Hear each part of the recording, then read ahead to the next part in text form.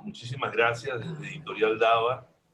Es un placer de verdad recibirlos en esta plataforma y además con dos invitados que queremos muchísimo, autores de la casa, Inés Quintero, Michael Penfold, y con Alonso Moleiro, que es nuestro aliado para la moderación y para el trabajo de diálogo que vamos a tener hoy.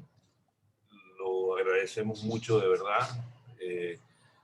Es también es nuestra forma, esta idea de pensar en Venezuela, de seguir activos, de seguir en la línea de lo que la editorial está tratando de hacer, que es mantener el diálogo, es mantener el pensamiento abierto y estar muy alertas con respecto a, bueno, a los libros que queremos publicar, a las ideas que estamos tratando de mover. Y en ese sentido, nos parecía, como digo, estamos trabajando con varios autores de la casa en estas ideas. Ya hemos tenido 2 encuentros previos, ahora tenemos este. Y bueno, de verdad que agradecemos muchísimo el tiempo de ustedes, el tiempo de los autores. Y sin más, yo me silencio para darle espacio a los invitados de hoy y a Alonso Moleiro, que va a llevar la batuta de este diálogo. Con muchísimo gusto. Gracias. Bien, bienvenidos todos, pues muchísimas gracias por estar presentes. De mi parte, pues siempre un placer formar parte de estas experiencias. Cuando uno piensa en la magnitud de la tragedia venezolana, bueno, y asiste a este tipo de eventos, siempre consigue un poco de alivio, de consuelo, ver que digamos, por la cabeza de muchas personas brillantes e importantes se están produciendo pues, reflexiones en torno a la deriva actual de nuestro país, siguiendo una métrica, en este caso, de la decadencia, pero vamos a evaluar el hecho político venezolano, la historia política del país en esta entrega con dos importantísimos autores que son dos de los intelectuales pues, más importantes que tiene este país. En este momento, Venezuela está atravesando, se dice todo el tiempo, y es así con todas sus letras, pues una tragedia, un cataclismo económico, un drama social que no termina, puede ser crónico, ya forma parte del paisaje, un terrible deterioro de la arquitectura de gobierno y sus mecanismos consultivos bastante enviciados. Pues, el país había logrado unas cotas de prosperidad y de expansión que mucha gente había llegado a creer que eran parte de un designio natural, de una cosa que nos merecíamos. Pues. Y bueno, voy a presentar a nuestros invitados, pues los autores de hoy, los autores de los libros que estamos compartiendo con ustedes para estas reflexiones, pensando siempre en ver cómo alineamos una interpretación coherente, global, de lo que ha sido pues, el hecho venezolano. En primer lugar, pues Inés Quintero, historiadora, conocida por todos ustedes, autora, una persona además que está pues, muy presente en los medios, y que con sus micros en los cuentos historia, pues nos deleitaba con muchísimos relatos fundamentados la cosa más apasionante que tiene el hecho histórico es poder palpar su cotidianidad. La historia está un poco cosificada, un poco encaramada en letras de bronce, ver la cotidianidad de lo que era el país, al menos para mí es un tema, es como una obsesión permanente, pues palpar cómo era el pasado, no solo el nuestro, todas las épocas, los estadios culturales anteriores al actual. Inés también, y es un libro que vamos a glosar acá, que está Venezuela Mínima, es una edición que salió en México, coordinada por Elías Pino Iturrieta, que hay una reflexión muy importante de Inés en torno a la conquista de la democracia y algunos alcances de la vida civil que formaron parte de una certeza, como la propia fortaleza del Bolívar, pues la Venezuela de mi infancia, la Venezuela de mis padres, era una Venezuela de certezas, un país estable, democrático, pacífico, donde la gente ganaba plata y hacía real. país despelotado, subdesarrollado, con episodios institucionales impropios, pero un país que tenía futuro. Y junto a Inés, en esta evaluación del devenir histórico de Venezuela, siempre pensando pues, que la historia es en el fondo la historia de la política, la historia de las guerras del hombre, la historia del hecho público, aterrizamos en lo que son nuestros últimos 20 años, bastante desafortunados por lo demás, pues este balance, el ingreso del chavismo a Venezuela, la ruptura del pacto democrático, el nacimiento de este régimen híbrido que queda también descrito en el libro de Michael Penfold junto a Javier Corrales, Un dragón en el trópico, un título también muy comentado, que hace un seguimiento muy minucioso no solo de la evolución y de los hitos de la consolidación de la revolución bolivariana, sino parte de los debates crónicos que vienen junto a ella, el comportamiento de la oposición, en los momentos, digamos, fundamentales que hicieron posible la consolidación del poder chavista, el panorama internacional, la evolución de la economía. Es un tremendo trabajo. Por supuesto, ambos autores, es un privilegio que los tengamos acá. Y bueno, yo voy a abrir fuegos. Vamos a tratar de tener una conversa. Voy a poner rapidito las mini normas de nuestra conversa. Yo pues le paso la pelota a nuestros expositores.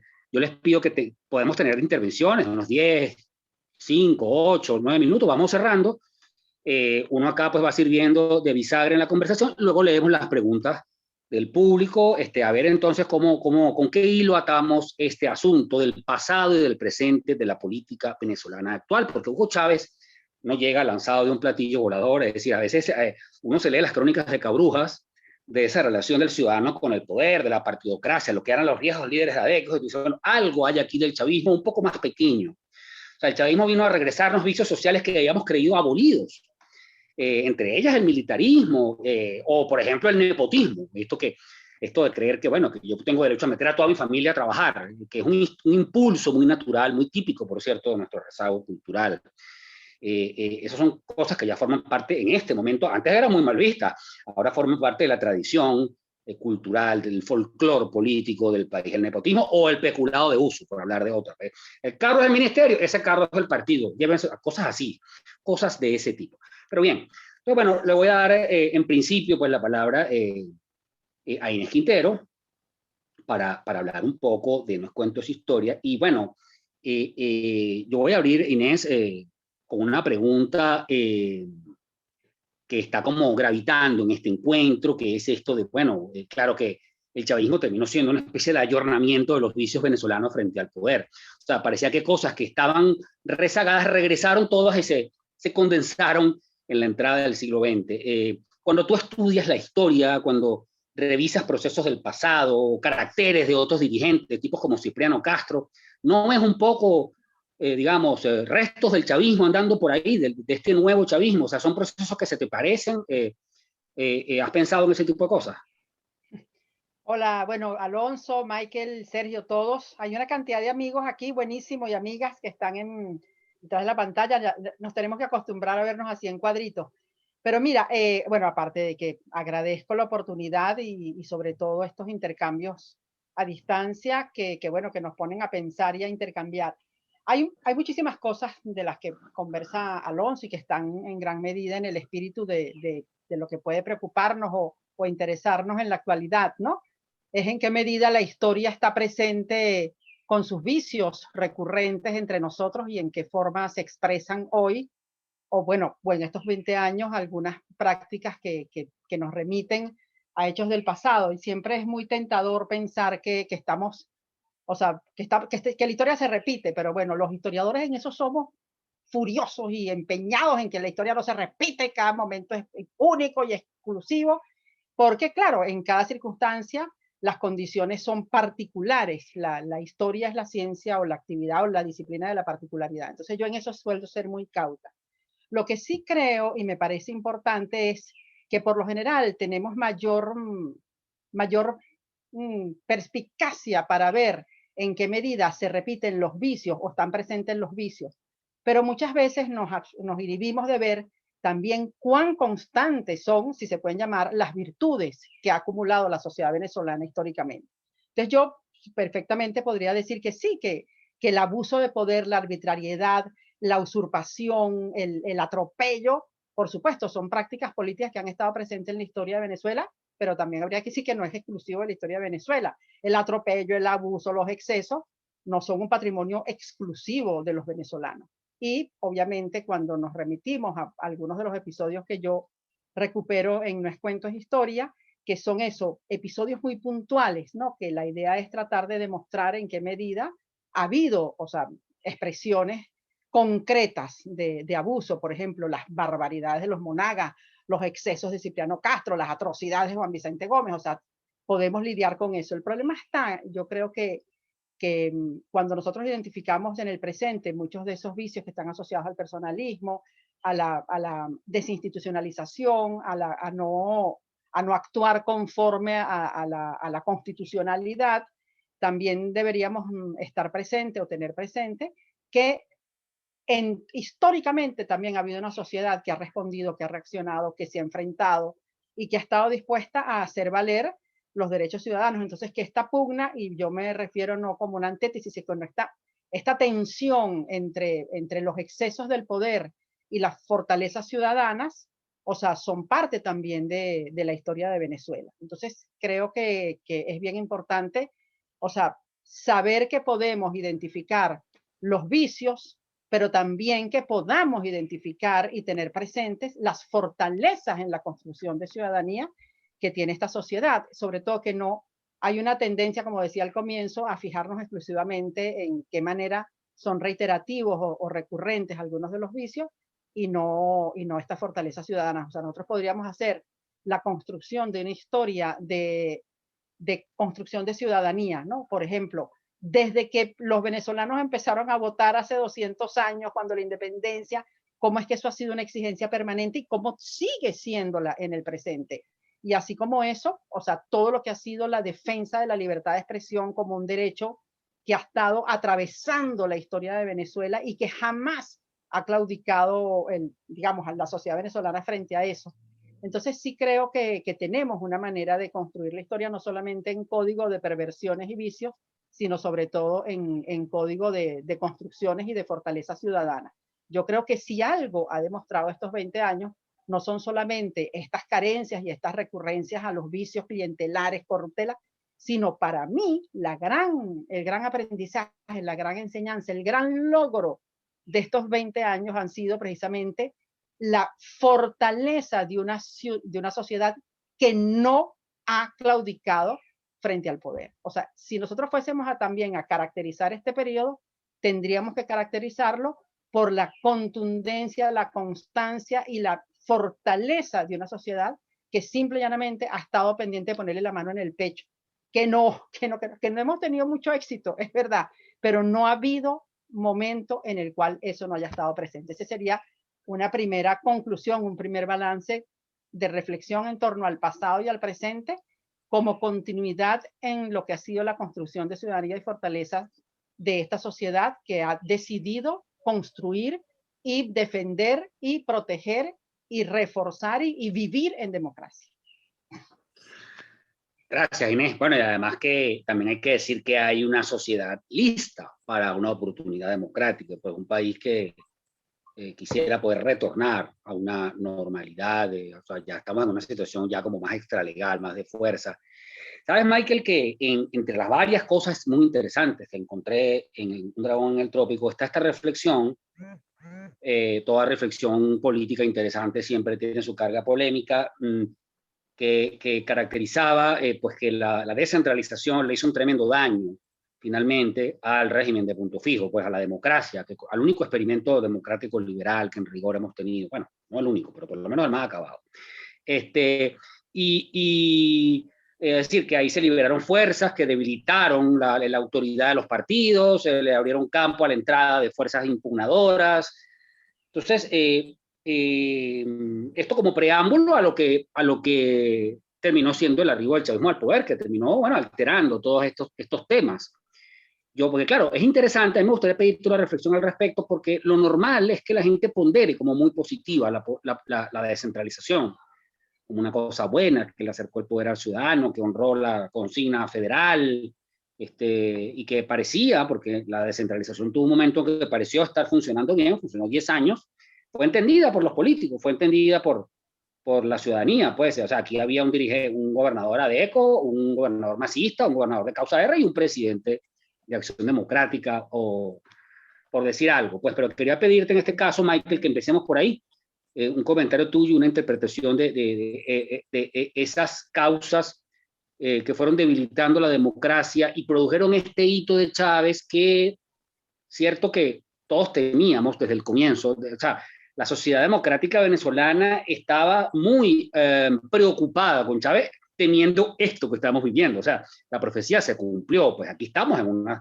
situación de hecho técnicamente, pero, o sea, hubo gente que subestimó muchísimo a Chávez, terminó siendo una cosa mucho más peligrosa, el dragón que ustedes describen en el libro, pero pedirte en principio un comentario sobre ese tema.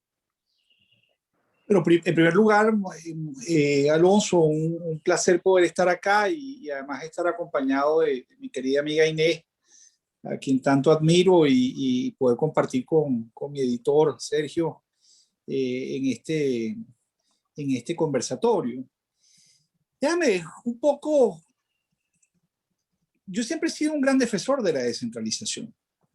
De hecho, mi primer libro está dedicado a estudiar todo ese proceso. Y en el fondo yo creo que los años 90, la década de los 90 en general, es una década muy convulsionada en Venezuela. Es una década de un país que está frente a un sistema que está agotado, que está moribundo, que es el famoso punto fijismo, que necesita reinventarse en lo económico y en un proceso de liberalización que fracasa. Y también hay un intento de reinventar el sistema político, ¿no?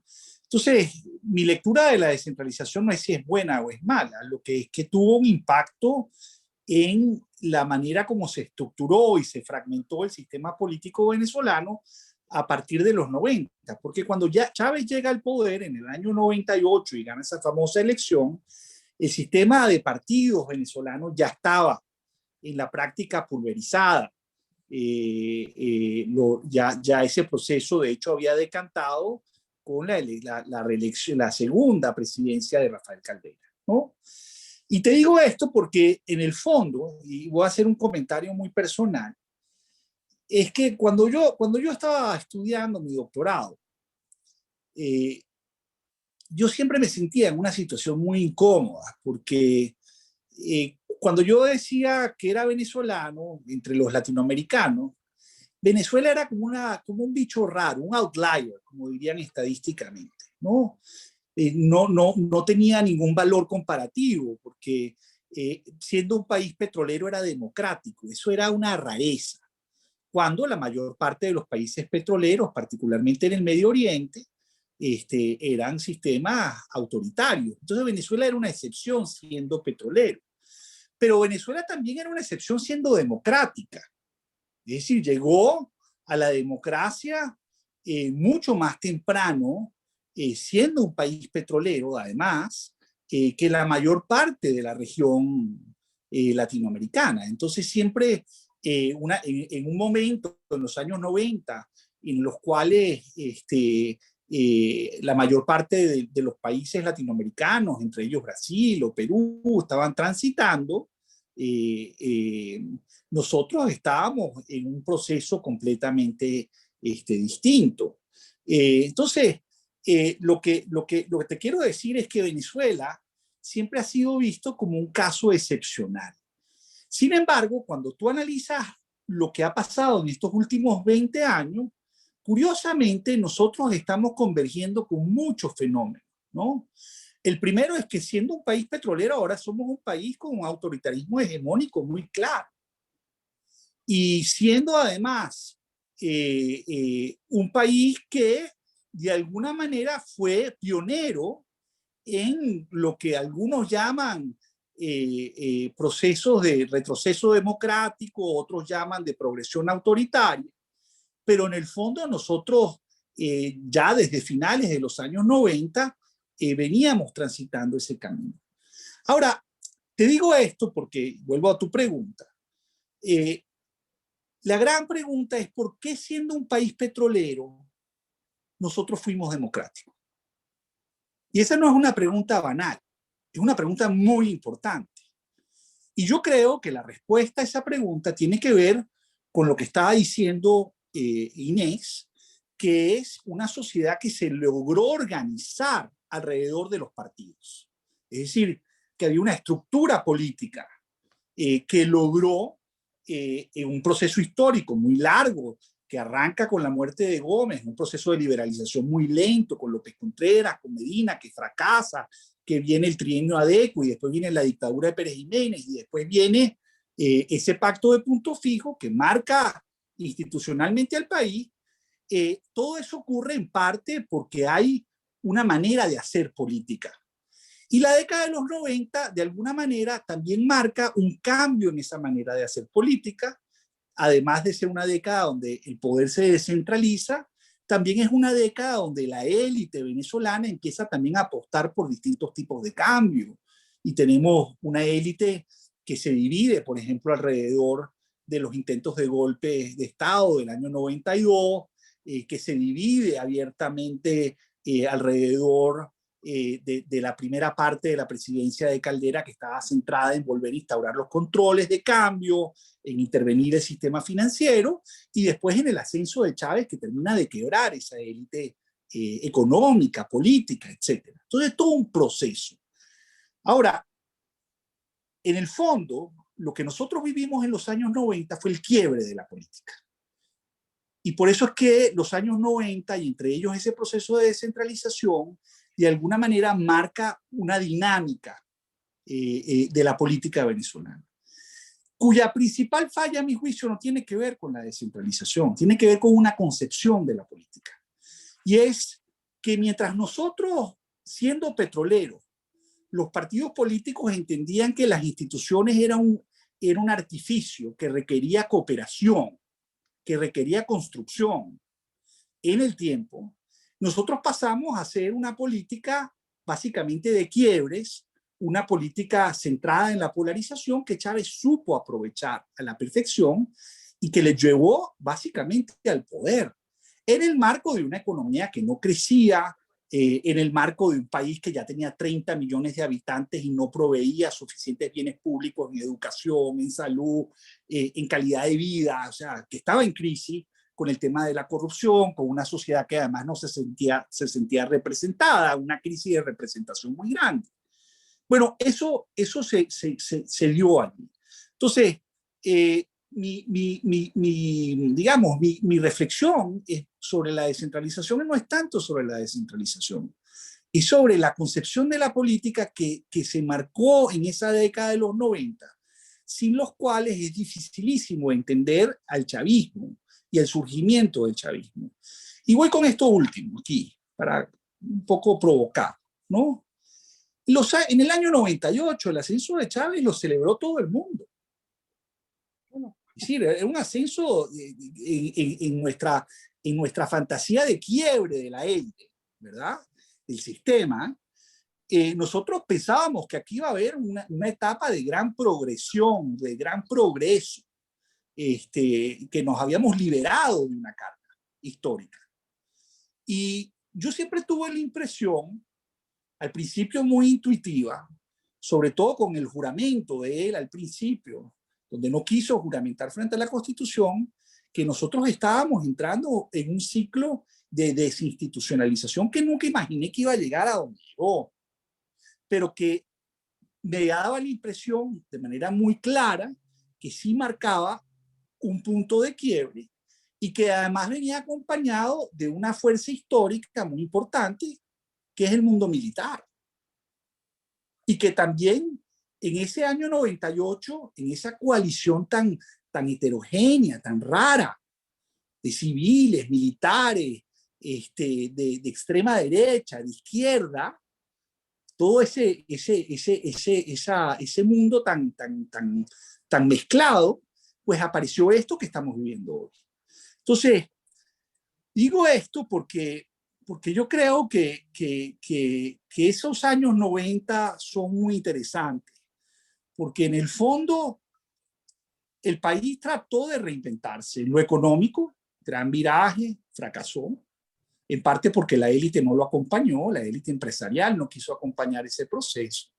Y tratamos de reinventarnos en el plano político, y eso a través de ese mismo proceso de descentralización que terminó en un proceso de gran desprestigio de los partidos políticos, de gran fragmentación del sistema partidista venezolano, de poca cooperación política, y que derivó de alguna manera en el colapso final de Punto Fijo, que explica el ascenso tan extraordinario de Chávez en el año 98, en un momento en el cual el barril petrolero estaba en $8 por barril.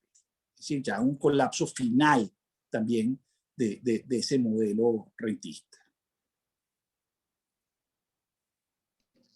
Gracias, Michael. Bueno, muy interesante las reflexiones, de eso se trataba. Quería Inés, paso ahora para Inés. Escuchando a Michael, pensaba, Inés, en, bueno, uno de los temas, los vicios crónicos de Venezuela, el eterno recomienzo, ¿no?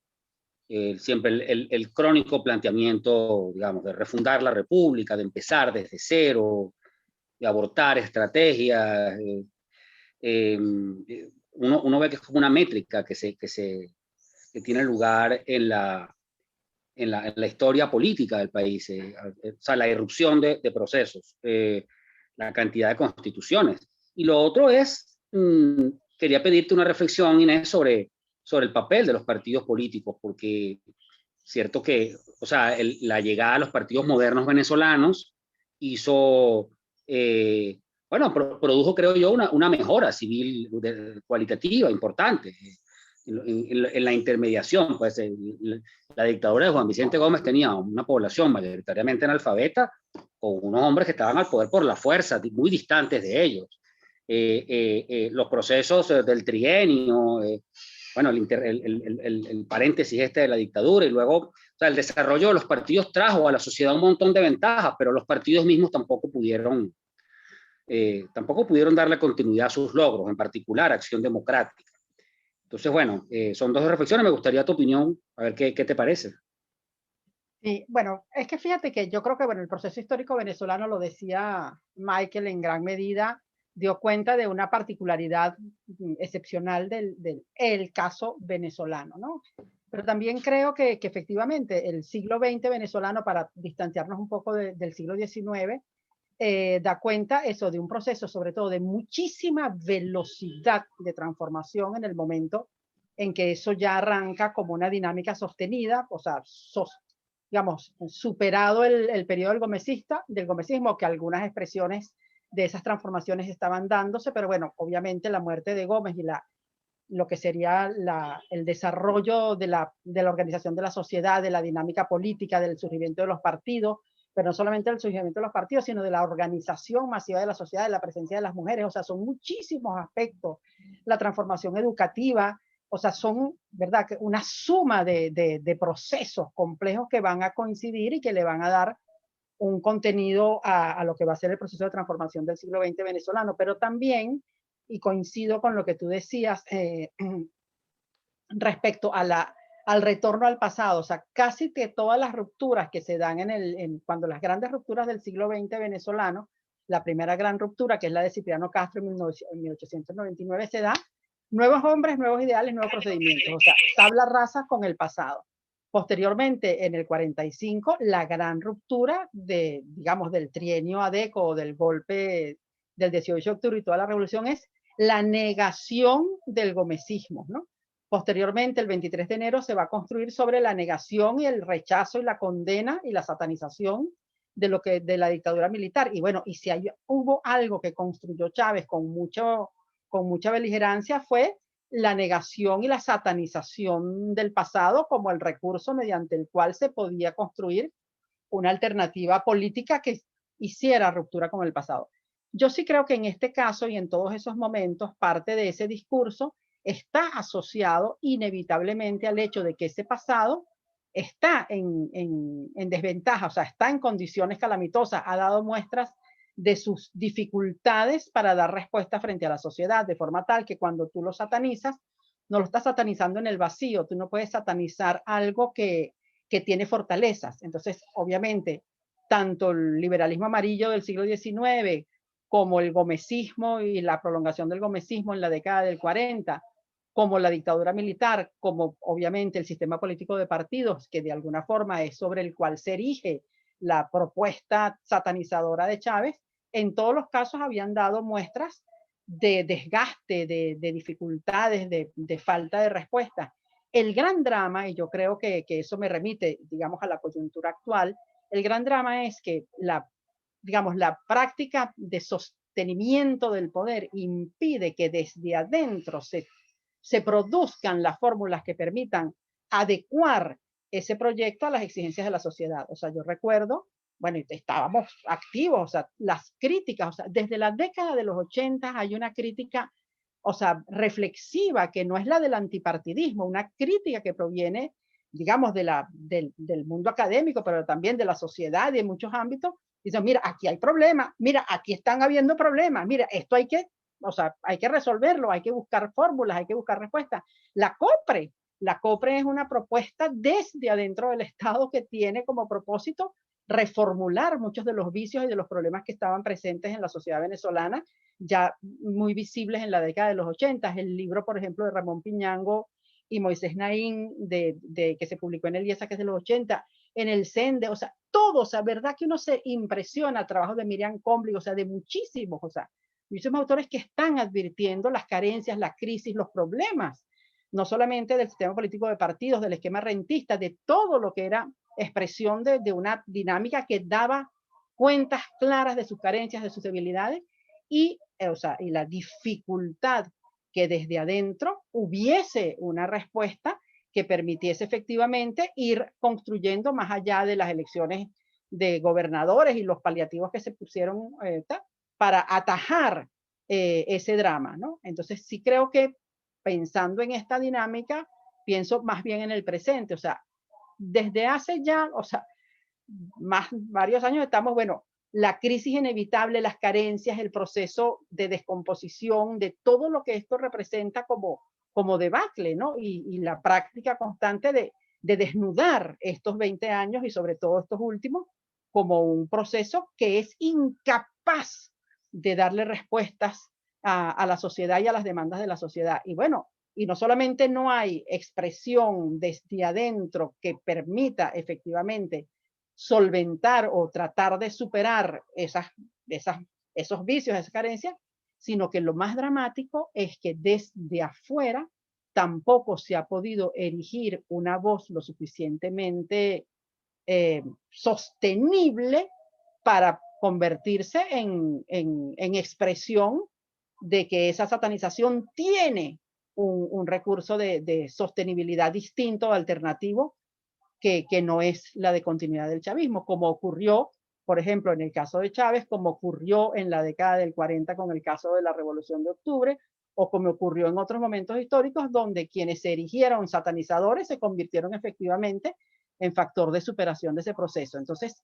sí creo que una de las grandes, digamos, visto en perspectiva histórica, uno de los problemas frente a los cuales podamos, o sea, es susceptible, o sea, vale la pena dar una discusión es cómo es que un proceso de declive, de desgaste, de incapacidad visible, consensuada, no ofrece una respuesta capaz de erigirse en sustitución o en superación de ese modelo que está haciendo aguas por todas partes. Entonces yo creo que este es un elemento inédito en los procesos de transformación de la sociedad venezolana, que es que cuando ha habido un desgaste visible, siempre ha sido, o sea, ese mismo desgaste ha dado lugar al surgimiento de una alternativa política creíble y capaz de capitalizar ese descontento, cosa que realmente en este momento no somos capaces de percibir con la claridad que se pudo percibir en otros momentos históricos. Yo creo que ese es un tema que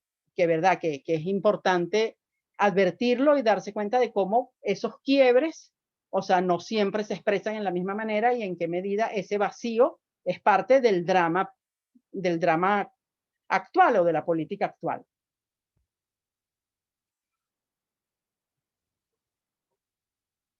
Alonso, no tienes el micrófono. Perdón. Nada, que escuchándote pensaba también, bueno, en la sedentarización, el aburguesamiento del Centro de Acción Democrática, de AD en particular, como partido pilar de la construcción de la democracia, pues aquel partido de Rómulo Betancourt o del combate al perejimenismo, que se veía tan aguerrido, tan determinado, pues de pronto aquella cosa tan flácida en los años 90 frente a Chávez, ¿no?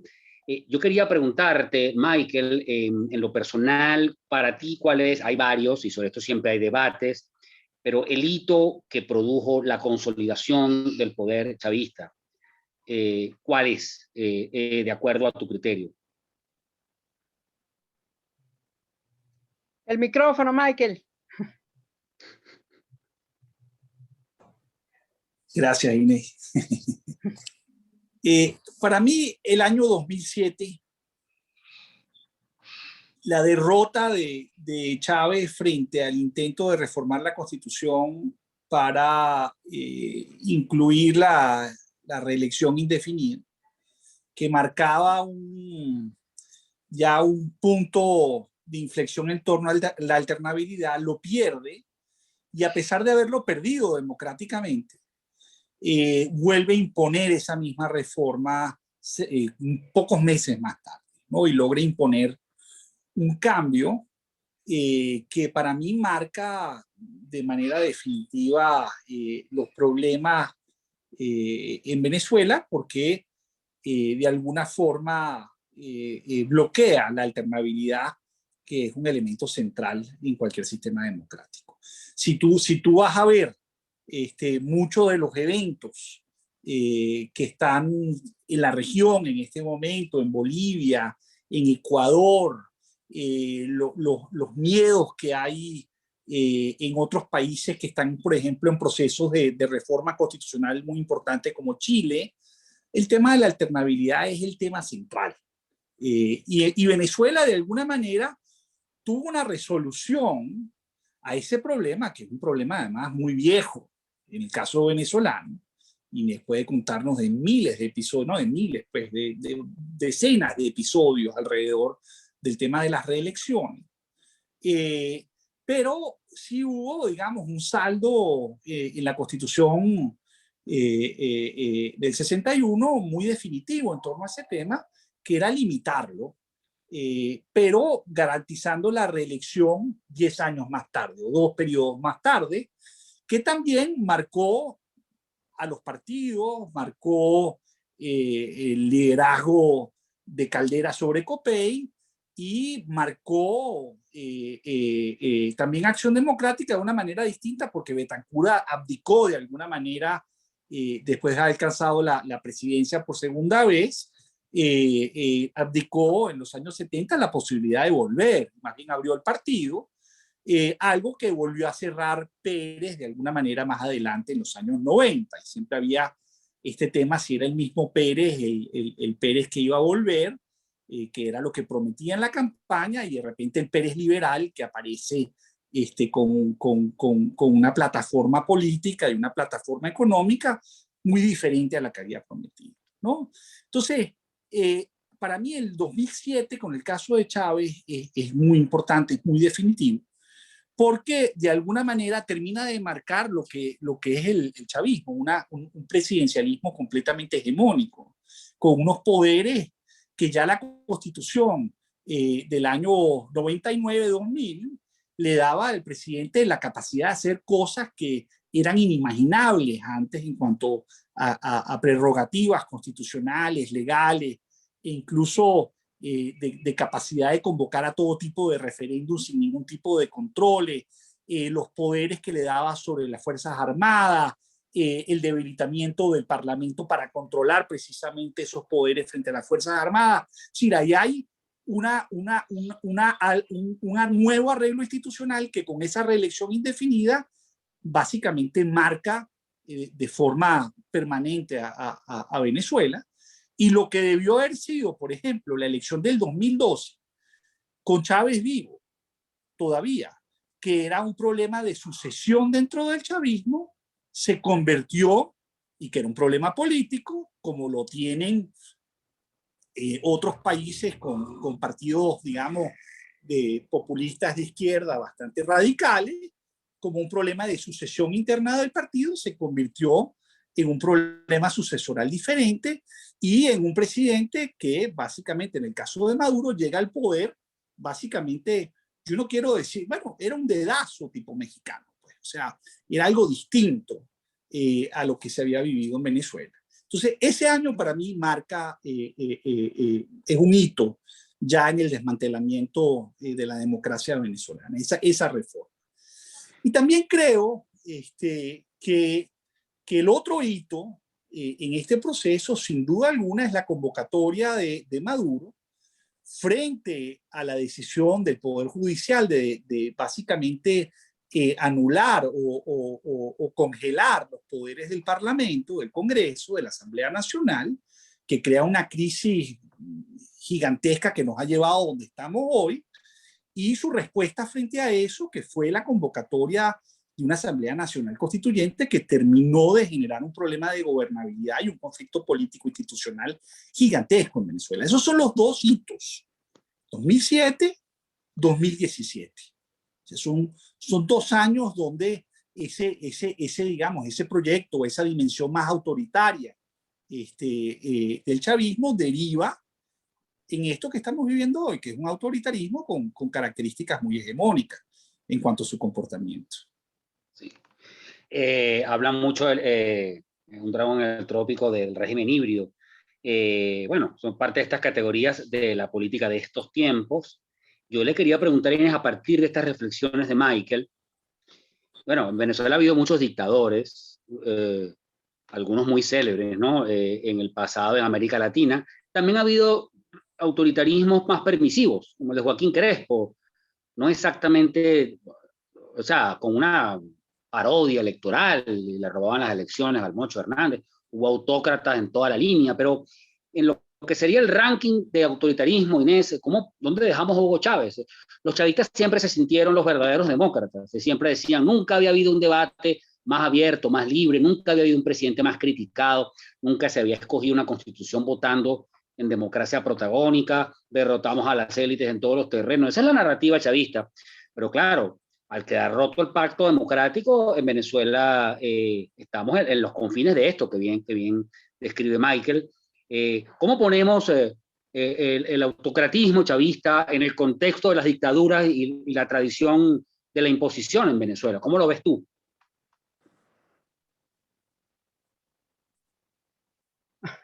Siempre cuando converso en mis cursos o en la oportunidad que tengo de intercambiar acerca de las dictaduras que nos han precedido en el presente, yo hablo de que el gran récord dictatorial de Venezuela lo tiene Juan Vicente Gómez, ¿no? Porque, bueno, fueron 27 años. Y yo soy de la idea que yo quiero que él siga manteniendo ese récord. O sea, yo, verdad, no tengo ningún problema en ponernos a disputar el récord a Juan Vicente Gómez. Ojalá que siga siendo el récord el de Gómez con sus 27 años y que no nos toque a nosotros superar ese récord Guinness, ¿no?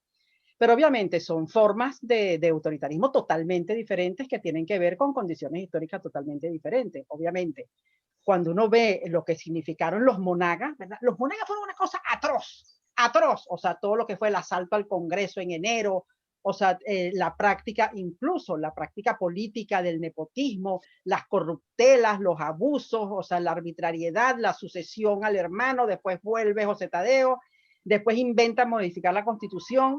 Oye, todo eso tú dices, oye, pero qué tipo, ¿no? O sea, eso es monagas en el siglo XIX. Sí. Después, bueno, los excesos de Guzmán Blanco, la egolatría de Guzmán, los mecanismos de control del poder de Guzmán. O sea, Guzmán se dio el lujo de crear un CNE que Tibisay en pañales, un CNE que era el voto público y firmado. O sea, una cosa que blindaba cualquier sorpresa en un resultado electoral. Entonces uno dice, oye, este es Guzmán en su tiempo y lo que eso representó, y bueno, y fueron 3 periodos y todo lo que representó el guzmancismo, aparte de, bueno, la estatuaria guzmancista, de erigirse estatuas en vida, de forma tal que Chávez en eso no ha sido original en nada, ¿no?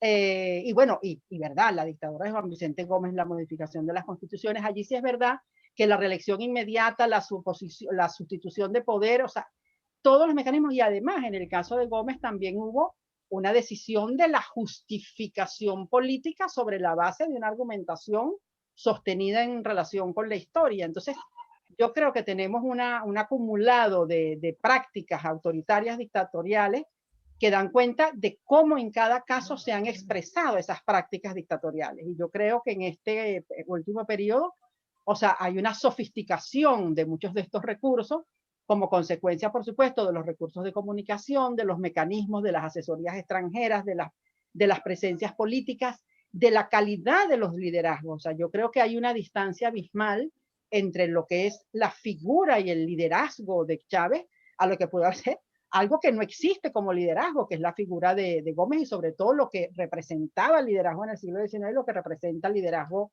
en el siglo XX y más particularmente en el siglo XXI. Es decir, que a mí lo que me parece importante, y creo que sería lo que permite identificar muchas de las prácticas políticas del presente, es en qué se diferencia el autoritarismo del régimen de Chávez y ahora de Maduro con respecto a los autoritarismos y dictaduras del pasado, porque más que elementos de similitud hay elementos de diferenciación. Y yo creo que el elemento de mayor diferenciación que uno podría identificar es las condiciones históricas en las que ocurre, porque que haya habido unos despropósitos como los de Monagas en 1848, que haya habido unos despropósitos como los de Guzmán Blanco en la década del 70, no se comparan con el hecho de que en el siglo XX venezolano, lo decíamos con anterioridad, se construyeron unos fundamentos de ejercicio democrático y de prácticas ciudadanas y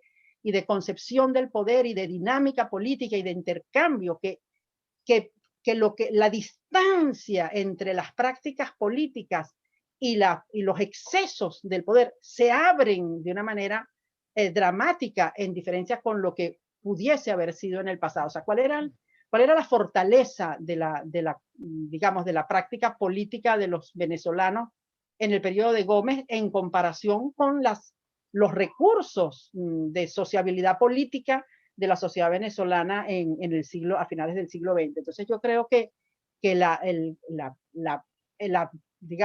brecha, lo que diferencia esta dictadura y lo que diferencia estos excesos del poder son la brecha tan grande entre las condiciones políticas en las cuales ocurre y los excesos a los cuales se recurre, sobre todo en términos de un programa educativo, de una propaganda oficial, de una construcción de justificación que tiene una campaña de propaganda sostenida, o sea, que abarca todos los niveles. O sea, creo que la sofisticación, la complejidad, la condición y conciencia hegemónica del proyecto es muy distinto a lo que pudo haber sido cualquier expresión dictatorial autoritaria del pasado venezolano.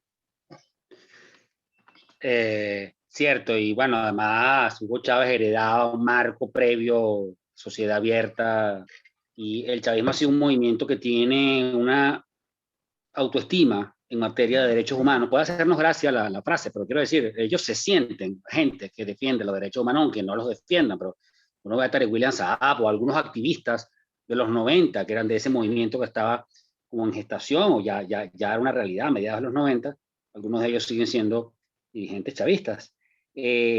Sobre este desarrollo del ecosistema de partidos, los avances de la vida civil, los avances de las universidades, el avance cultural, la complejización de la sociedad civil, de la sociedad de masas.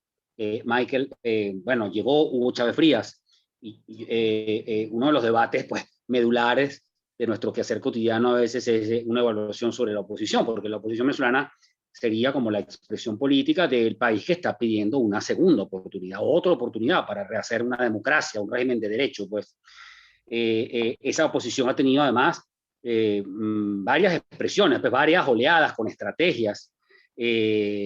Ustedes hablaban ahí de un tema muy interesante, que es que cuando la oposición queda derrotada, pues ablanda su discurso y produce un repliegue electoral, y el chavismo aprovecha y radicaliza. Y a veces uno piensa, yo lo pienso mucho y me asombro, te digo. O sea, con Chávez yo pienso que la inteligencia no es un valor estético. Tú puedes ser un tipo patán y hablador de pistoladas y grosero y ser muy inteligente. O sea, la claridad estratégica de Chávez, cuando uno echa hacia atrás, yo me sorprendo a veces. Pero yo lo que quería era pedirte en este caso una opinión sobre esa sociedad democrática, pues sobre eso, no tanto esto de ahorita, aunque también, pero ese país que se le ha opuesto a Chávez, que sigue estando ahí, pues dentro o fuera de Venezuela sigue habiendo una pared crítica, una gente que no está dispuesta, pues que no le gusta, que está protestando en las redes. Tenemos ahorita un ocaso, una noche con este tema de la pandemia, pero Maduro se ha erosionado políticamente, pero tiene un control del poder que es totalmente indiscutible. ¿Cuáles pueden ser los retos o el trabajo pendiente de esa oposición para un poco retomar lo que había hecho, lo que había logrado, sus logros, pues para salir definitivamente de esta circunstancia? Quería pedirte como una evaluación cualitativa de esto.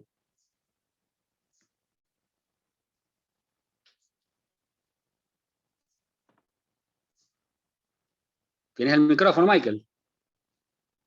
La evolución de la oposición venezolana y de su lucha, ¿no? De su lucha política. En momentos además arrastrando la movilización de la sociedad, es decir, como llegó a ocurrir en el 2002, como llegó a ocurrir en el 2017, como llegó a ocurrir en el 2019, y donde además ha podido en distintos momentos incluso arrojar resultados electorales extraordinarios, como por ejemplo el 2015. Y de hecho, si uno ve la oposición venezolana con cierta mirada histórica en este periodo, uno no puede decir que era una oposición débil. No. Una oposición que tenía capacidad de movilización. No sé si la tiene ya, pero la tuvo. Y sin embargo fracasó, ¿no? O por lo menos ha fracasado hasta ahora en lograr lo que algunos quieren llamar un proceso de transición hacia la democracia, o por lo menos abrir un espacio de reforma y de reinstitucionalización, como lo llaman otros. ¿Okay? Entonces, ¿por qué fracasó? Qué buena pregunta. Yo tengo dos ideas básicas sobre eso. Una es una perversión histórica nuestra, y aquí voy a dejar que Inés comente más sobre eso, que es de nuestro imaginario del cambio político. Y en nuestro imaginario del cambio político es un momento revolucionario, un nuevo comienzo, una nueva oportunidad. Es el 23 de enero, ¿no? Y es un momento además de levantamiento social y de cambio repentino y de caída del régimen, ¿no? Y yo creo que nosotros hemos confundido, esto se lo escuché alguna vez a un político muy importante de la oposición, que me parece una frase muy poderosa, donde él dice, nosotros, y hablaba de nosotros, de la oposición, ¿verdad? Nosotros siempre hemos confundido, decía, desembarcar en Normandía, ¿okay? Segunda Guerra Mundial, a entender que la entrada, entre ese momento y la entrada a Berlín, había un interregno. Y que ese interregno puede ser largo. Es un proceso, no es un momento. Y yo veo que la oposición en los distintos instantes en que ha tenido el poder, la capacidad de movilizar a la sociedad para lograr un proceso de cambio, se ha engolosinado precisamente entre estas dos visiones del cambio. Una visión radical, rápida, que nos permita reinventarnos, que nos permita otra vez negar el pasado, y otra que es cómo abordamos esto más como un proceso que nos permita construir en el largo plazo un sistema que logre sostener no solamente la democracia, sino que logre además ciertos retos que son evidentes. Este es un país de 30 millones de habitantes, con una gran diáspora, sin duda, pero es un país donde donde el modelo rentístico ya fracasó, o sea, no da para sostener la provisión de bienes públicos fiscalmente que necesita esa sociedad, en educación, en salud. Es decir, aquí hubo un momento, claro, de grandes ingresos que le tocó al chavismo, sobre todo a Chávez, pero que además se despilfarró. Pero el punto, volviendo a la oposición, es ese, es que yo creo que nosotros en distintos instantes, 2002, por ejemplo, 2015, 2017, 2019, nos engolosinamos con esa imagen, con esa idea de que ese cambio es rápido, que ese cambio es inmediato, y con que es posible dejar algo atrás que adicionalmente nosotros tenemos algo de responsabilidad también en haberlo instaurado. Es decir, no nosotros políticamente, sino nosotros como sociedad, porque lo votamos. Es decir, no es que Chávez llega con un proyecto de entrada autoritario, no. Lo que hace Chávez es muy especial. Cuando nosotros escribimos ese libro, había muy pocos fenómenos como ese en el mundo.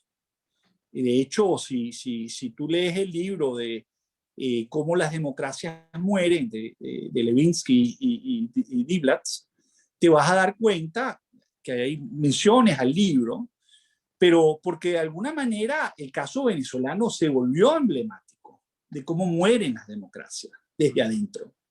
En esta época donde los golpes no son tan frecuentes, donde las movilizaciones de la sociedad, aun siendo masivas, no siempre y cada vez menos terminan en la derrota del régimen. Sí, lo estamos viendo en Myanmar. Lo estamos viendo ahorita. O sea, una sociedad movilizada, pero una sociedad que está siendo reprimida brutalmente. Lo estamos viendo en otros procesos que han ocurrido en Europa del Este, etcétera, en el exbloque soviético. O sea, ese proceso, de alguna manera, requiere de una oposición que piense en ese proceso de cambio de una manera que yo creo que tiene que ser mucho más gradual y que tiene que además asegurarle a un status quo que es muy poderoso, sobre todo el mundo militar, ¿verdad?, con grupos que se han enriquecido a la sombra del Estado, que tienen mucho que perder en ese proceso de cambio.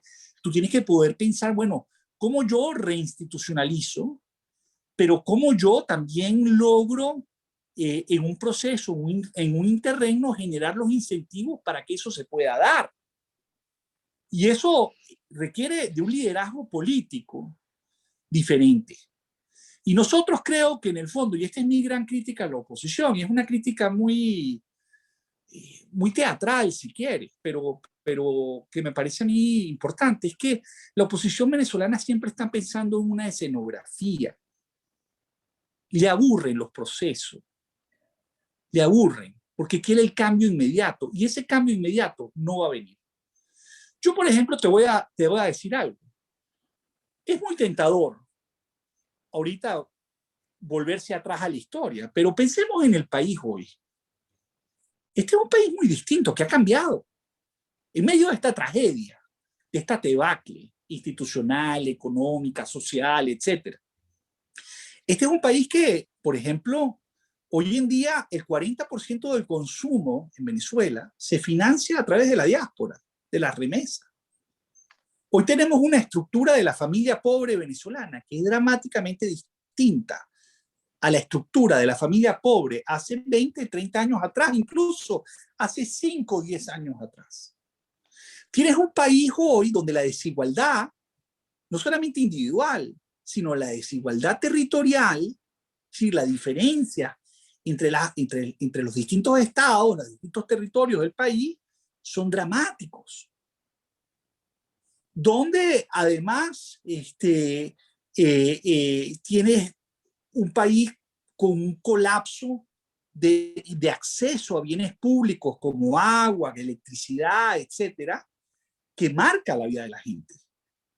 Entonces, y tienes además un país donde eso que llamamos el chavismo Hay algunos que piensan que va a desaparecer.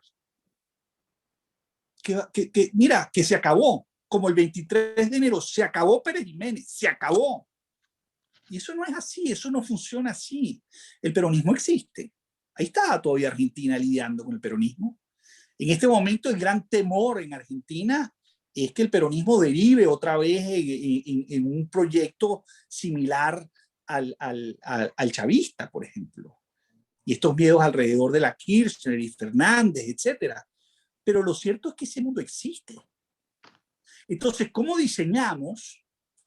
¿Cómo construimos? Y esto es una construcción social, no es una construcción no individual. No es que a Michael Penfold se le ocurrió decir que las instituciones tienen que funcionar así, la transición va a ser de este tipo. No. ¿Cómo construimos colectivamente, ¿verdad?, un sistema que permita de alguna manera que es aceptar esas realidades, pero corregirlas para impedir las deformaciones que estamos viviendo? Que no es solamente la personalización del poder, la desinstitucionalización total del país, es la arbitrariedad del poder, crudo, duro. Hoy por hoy, déjame hacer este último punto. Yo decía, bueno, al principio, en mi primera intervención, yo decía, bueno, Venezuela siempre fue excepcional. Y ahora somos la norma en el sentido que somos un país petrolero. Ya no, ahorita estamos produciendo muy poco petróleo, ¿verdad? No producimos ni siquiera lo que produce Colombia, ni México, ni Ecuador, etcétera. Pero somos, en teoría, un país petrolero que convergió a sistemas autoritarios como la mayoría de los sistemas petroleros del mundo, salvo un par de excepciones, etcétera. Pero es peor que eso. Cuando tú comparas los indicadores de funcionamiento del Estado de Derecho, del funcionamiento de la efectividad de la administración pública, cualquier tipo de indicadores que midan no solamente la democracia, sino la calidad, ¿verdad?, del Estado de Derecho y del Estado y la efectividad de los gobiernos, nosotros hoy no tenemos un desempeño peor que todos esos países petroleros juntos. Y lo que caracteriza a Venezuela en este momento es la arbitrariedad, es la incapacidad de predecir nada desde el punto de vista institucional. Entonces, el país tiene un reto enorme. El dilema está en que nos cuesta aceptar que ese cambio no va a ser inmediato. Y ese cambio, contrario a otros que hemos vivido, donde una parte de la sociedad logra imponerse sobre otra y hay un cambio de la élite que permite hacer ese proceso más, digamos, más fácil, porque hay más homogeneidad en las preferencias de esos actores, hoy pasa por una serie de acuerdos que lucen muy difíciles de armar, porque no hay certeza de que nadie se va a comportar como debería en un proceso de ese tipo. Y además, en un contexto internacional tremendamente complejo. Es un país tan desinstitucionalizado que vivimos con dos presidencias. Uno te podría decir, unas de jure, otras de facto, otro te podría decir, no, son dos presidencias de facto, ya, en fin, dos presupuestos. O sea, es un país que se desarticuló y que lamentablemente nosotros siempre hemos confundido ese desembarco en Normandía con la entrada a Berlín. Y yo creo que entre esa trayectoria, entre el 2015, que fue básicamente el desembarco, y lo que pudo haber sido la construcción de la entrada a Berlín, es decir, el retorno y la posibilidad de rescatar las instituciones, nosotros en ese proceso, enfrentando unas condiciones políticas muy adversas, represión, etcétera, cometimos una serie de errores. Es lógico que alguien te diga, no, pero la culpa es de Chávez, la culpa es de chavismo, la culpa es de Maduro. O sea, las responsabilidades no son la misma, claro. O sea, la responsabilidad de un sistema autoritario no es entregar el poder. ¿Quién dijo eso? ¿Voluntariamente? No, yo no he visto eso. Obviamente, desde el punto de vista de las consecuencias de sus actos, ellos son los responsables. Pero la oposición democrática sí tiene una responsabilidad en poder construir una alternativa que sea viable, que sea posible transitarla. factible, realista. Y yo creo que nosotros nos hemos perdido en ese camino, sobre todo en este último año, donde, por ejemplo, tenemos un gobierno interino que se convirtió en un fin en sí mismo. ¿Nos ayuda a construir la transición democrática ese gobierno interino? Yo pienso que no, que ya no. Pero hay quienes piensan que sí, que eso es la única vía, porque hay que generar esta ruptura que nunca llega. Pero yo digo, ahora, ¿pero cómo va a llegar? Si los incentivos ahorita, tanto de un lado como del otro, es mantenerse donde están. Y quien está pagando los costos de esta tragedia, en el fondo, más allá de que las responsabilidades los tienen los chavistas y que las responsabilidades no son las mismas, es la sociedad. La sociedad está pagando un costo altísimo. Entonces, y pedirle a la sociedad que se reactive, que se movilice en un contexto como el actual, es decir, en medio de la pandemia, con una situación económica como la que hemos vivido durante los últimos 7 años, donde hemos básicamente fulminado, producto de una serie de políticas públicas terribles, de nacionalizaciones, de expropiaciones, de desinstitucionalización completa, no solamente de la política, sino del Estado, del fisco. Hemos quebrado el Estado. En ese contexto, bueno, ¿cómo vamos a volver a entrar en un proceso que nos permita canalizar nuevamente o darle la oportunidad al país nuevamente de entrar en un proceso de cambio político? Yo creo que para mí ese es el debate. Pero y para muchos hoy, plantear ese debate es un insulto, es un problema, es cuestionar a la élite opositora que ha luchado. Sí, claro que han luchado. Y claro que se han equivocado. Y la sociedad está dispuesta a que se equivoque. Ese no es el problema. El problema es cómo entablamos una oposición que empiece a construir un proceso y donde el cambio político es resultado de un proceso, no de una puesta en escena. Ese es para mí fundamentalmente el problema de la oposición. Bien, gracias, Michael. Esta reflexión importante porque, bueno, no solo es en la que está pues metida más la pasión, sino que terminaría siendo como el corolario de los procesos que venimos evaluando en torno al desarrollo histórico del país, pues la época de las autocracias con guerras civiles, la entrada del siglo XX con dictaduras absolutistas, el tibio proceso de democratización posterior, el paréntesis de la dictadura de Marcos Pérez Jiménez, el proceso de la democracia puntofijista, y esta era de Hugo Chávez, ¿no? Que se ha pues recalentado, se ha retardado. Es evidente que el chavismo, un movimiento, ya no tiene aquel correlato social que lo hacía explicarse en sí mismo, pues su anclaje participativo, político-social, aquella sociedad civil chavista que iba detrás de un sueño, un modelo híbrido que generó un interés en la izquierda. Todas estas cosas parecen muy erosionadas, pero claramente Maduro igual y a pesar de todo, pues sigue teniendo el total control de la situación. La oposición adelanta tentativas y desarrolla el plan país y discute, pero no termina de cristalizar una circunstancia en la cual pues quede por lo menos honrada la soberanía popular. Bien, no sé, Sergio, si te parece que a partir de este momento ya tenemos 1 hora y cuarto, entramos en la zona de las preguntas. Yo voy leyendo preguntas, hay bastantes reflexiones. ¿Ah? Me parece muy bien. Excelente. Entonces, son muchas, ya uno por experiencia, pues, yo puedo ir leyendo y de pronto algunas van a ser orientadas, algunas las leo sencillamente y de pronto nos detenemos con respuestas. Les pido que las respuestas no sean tan extensas para, bueno, darle los límites a nuestra jornada. Voy a buscar, a ver, hay un montón de inquietudes. Qué bueno, además. Bueno, comienzo desde atrás. A ver, ya va. Bueno, aquí hay gente saludándose, ya vamos un segundito.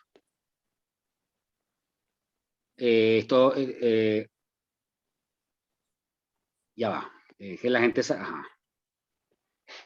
Gente que pregunta cómo convear el hijo. Jesús Díaz. Venezuela existía una parte del país que permaneció escondida, a la que se le prestó muy poca atención. Son esos los que se convirtieron en dirigentes del país. Bueno, el padre de Jorge Rodríguez era un dirigente de un partido muy pequeño, ultraizquierda. Ok, Jesús Díaz, como lo recordó Inés Quintero, el libro de Naim Piñango tenía como título Venezuela, una ilusión de armonía. Joel Blanco. Señor Penfold habló de autoritarismo para describir el régimen chavista actual. ¿Cómo lo definiría usted, profesora Inés? Esta está interesante, ¿la puede responder, Inés? Bueno, yo creo que los dos lo hemos definido más o menos en los mismos términos, o sea, un autoritarismo hegemónico absoluto, o sea, una dictadura, un régimen. Yo creo que no hay muchas vueltas que darle a lo que esto representa como expresión política y ha estado en el ámbito de lo que hemos ido expresando antes. Sí, ya va que... Disculpen un segundo que se me cayó aquí el Zoom, ya va. Aquí estoy, perdón. Pregunta Denise Lugo, ¿en esta consolidación del chavismo no es además falta del liderazgo opositor? Bueno, aquí Michael Penfold acaba de hablar en extenso de este episodio, por lo menos de estos últimos años. Siempre pienso, escuchaba a Michael y pensaba el momento en el cual Henry Ramos Alup se juramenta presidente de la Asamblea Nacional con aquella seguridad. Un dirigente que además es un histórico, un hombre muy formado, conocedor del metabolismo político venezolano. A mí, una de mis grandes sorpresas era la total ayuno informativo que había en aquel momento en esos diputados de la realidad que podía haber en las Fuerzas Armadas, ¿no? Es decir, emitieron unos decretos que quedaron todos en el aire. Sigo. Aurelio Usecha comenta que escribió un libro del Viernes Negro de la Revolución Bolivariana, el ocaso del rentismo petrolero, la crisis del modelo rentista, etc. Carlos Pérez, Latinoamérica dio por superada la época de las dictaduras militares en la segunda mitad del siglo XX y particularmente en Venezuela. El regreso de los militares al poder es un abordaje inicialmente democrático, nos ha llevado a un gobierno autocrático y soportado por militares. Hay una cosa que es importante, Inés, sobre lo que comenta Carlos Pérez. Él dice que al final, desde 1811 hasta el 17, un poco más de 200 años, al menos 2/3 de este periodo, hemos sido gobernados por militares, porque ciertamente el pacto de punto fijo, entre sus hitos, bueno, el repliegue de los militares, del debate político, pues, y uno de los hitos del chavismo es el opuesto, o sea, los militares desembarcaron en la gestión pública, militares activos y retirados. Es todo un hito esto, ¿no? Total, pero sí. Yo sí creo que es importante de establecer una diferenciación entre el caudillo militar siglo XIX e institución armada como ejercicio de poder. Entonces creo que no se puede hacer una línea de continuidad como que si no hubiera diferencias entre lo que fue la presencia de caudillos en el siglo XIX y lo que significa la apropiación del poder por parte de la institución armada como una práctica distinta a la del siglo XIX. El hecho de que tengan un uniforme verde no los pone en el mismo ámbito a los del siglo XIX que los del siglo XX, ¿no? En particular, creo que es distinta, e incluso la dictadura de Gómez y el Ejército Nacional de Gómez, que no es todavía un proceso de institucionalización de las Fuerzas Armadas, ya que es unas Fuerzas Armadas que obedecen al jefe único como Gómez, y lo que va a representar después la incorporación del actor, de las Fuerzas Armadas como un actor político, que eso va a ocurrir el 18 de octubre de 1945. O sea, yo creo que a partir del 18 de octubre hay un cambio de calidad en lo que es la presencia del sector armado, de la institución armada, como actor político en la sociedad venezolana, que va a tener una expresión durante la dictadura militar y que va a tener un proceso de conciliación y negociación que se va a quebrar precisamente a partir de los golpes de Chávez, con un sesgo político muy particular. Pero insisto en que es importante establecer la diferencia entre lo que puede ser la actuación del caudillo militar del pasado con la institución armada del siglo XX y sobre todo con la institución armada del siglo XXI. Gracias, Inés. Jesús Díaz comenta, buena esta frase, la compro, la oposición se olvida de los procesos. Denise Lugo pregunta, ¿podría venir un cambio por implosión? A lo mejor para Michael. Mira, déjame hacer dos comentarios a alguna de las preguntas, ¿no? Y después comento esta de la implosión. Correcto. Yo creo que el tema militar, como actor corporativo, ¿no? Como un actor con intereses propios, que no son solamente políticos, que están vinculados con el control de sectores de la economía venezolana, es algo que hemos vivido estos últimos años. Es decir, tú agarras cualquier sector petrolero, minero, agrícola, y ese actor está allí. ¿Okay? Y entonces, eso tiene unas consecuencias. O sea, tú ves empresas estatales, agencias públicas donde está ese actor. Y es un actor que puede ser, en muchos sentidos, un actor donde está extrayendo la renta de una manera que no es, digamos, la tradicional en Venezuela, ¿no? Y yo creo que es ese proceso que viene acompañado con un debilitamiento operacional, que viene acompañado con un proceso de desinstitucionalización de la misma organización, de politización, etcétera, ha transcurrido en estos últimos 2 décadas. Nosotros no lo hemos entendido lo suficientemente bien como para plantear una alternativa que tome en cuenta ese proceso. Eso tiene un costo fiscal. O sea, en Chile, los chilenos entendieron eso a la perfección. O sea, al final del día, recuperar la empresa del cobre y poder gestionarla profesionalmente, aún en manos del Estado, implicaba pagar un costo fiscal que en el caso chileno era el 10% de las exportaciones de cobre en Chile. En Venezuela, nosotros hablamos del plan país como un sueño, como el país que debiera ser, como lo que hay que hacer. Eso está muy bien. Pero también tenemos que entender estas restricciones, porque tienen un costo fiscal. Y yo creo que si tú no lo entendemos, nuestra capacidad de generar los procesos de cambio, que sean procesos que sean viables, que sean atractivos, que no generen tanta incertidumbre en esos actores claves, sin los cuales no vas a poder transitar, hace que ese proceso sea muy difícil. Y eso me lleva a esta pregunta sobre la implosión. ¿Va a haber implosión? Mi respuesta a esa pregunta es que yo creo que aquí no hay posibilidades de cambio sin los actores centrales del régimen chavista. Hablando del régimen. Régimen entendido como sistema, ¿okay? No como dictadura, como personalización del poder en Maduro, no, el sistema. Entender cómo funciona ese sistema, así como el sistema de partido punto fijista estaba basado en el pacto de punto fijo y en una distribución de la renta que obedecía a cierta lógica política y a la decisión de ellos de establecer esos mecanismos distributivos a través del presupuesto y no directamente en PDVSA, y PDVSA tenía un manejo distinto para poder producir esa renta. ¿Okay? Nosotros tenemos que entender esto y poder caracterizarlo bien, porque si no, la posibilidad de ofertar algo, de construir algo, de generar un proceso o de movilizar a la sociedad para producir ese cambio va a tener resultados muy limitados, ¿no? Y no es solamente el 2015 cuando fracasamos, Alonso. Nosotros fracasamos en el 2002 también. Claro. Y fracasamos con el referéndum revocatorio, lo perdimos. Y nuestra decisión ahí fue decir, no, nos robaron la elección, el cisne negro. Apareció el famoso cisne negro cuando era evidente que las misiones habían tenido un impacto clientelar enorme en ese proceso. Y en vez de decir, bueno, como esto es un proceso y estamos construyendo un movimiento, decidimos, no, nosotros no vamos a las legislativas en el 2005. Gran error.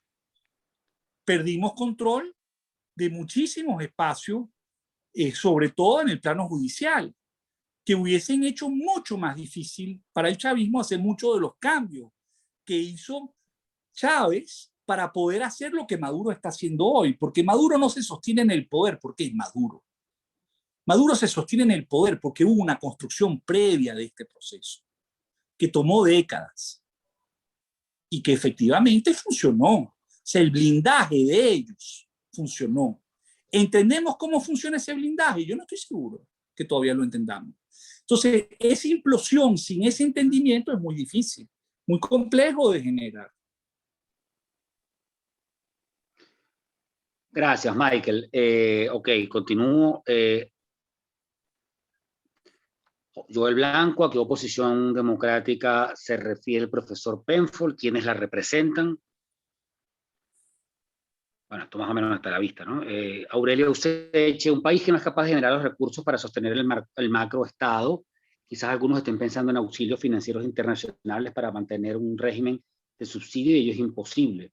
Al país no se le está diciendo la verdad de su situación y existe una ilusión con un cambio mágico de gobierno. Los problemas se solucionarían. Aurelio Useche,